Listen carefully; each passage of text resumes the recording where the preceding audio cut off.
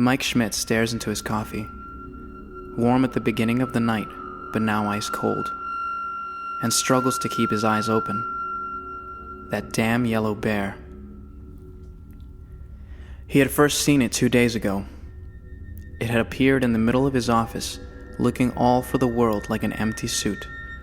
But those eyes, those awful, far too bright eyes that flicked like candlelight, staring at him as the thing twitched violently, the way a corpse would as its nerves gave out.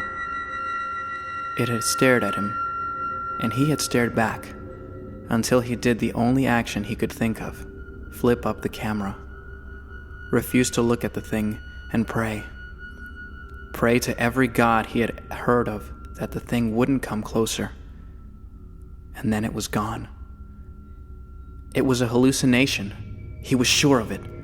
A product of his sleep-deprived, overworked mind, jumpy from the eerie atmosphere of the place. As long as he didn't look at it, didn't acknowledge its existence, didn't dare to glance over at it even as images of a bear with human eyes and an eyeless rabbit flickered across his vision, it would vanish into thin air. "It's me!"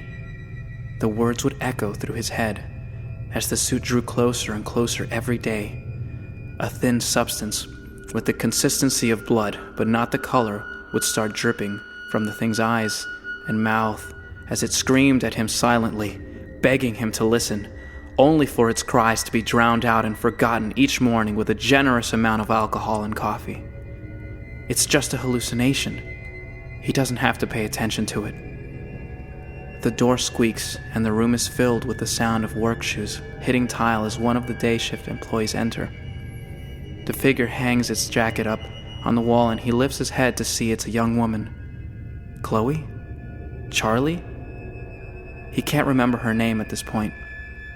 Who sighs as she leans over to pick up some of the remains from yesterday's party off the ground. "Here, let me give you a hand with that," he offers, his chair squeaking as it slides back. She utters a quick thank you and he bends down and starts picking up the pieces of paper. Drawings that the children didn't take with them that the management couldn't be bothered to pin up.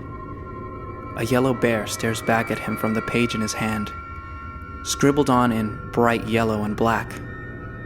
"Oh, another miscolored Freddy, huh?"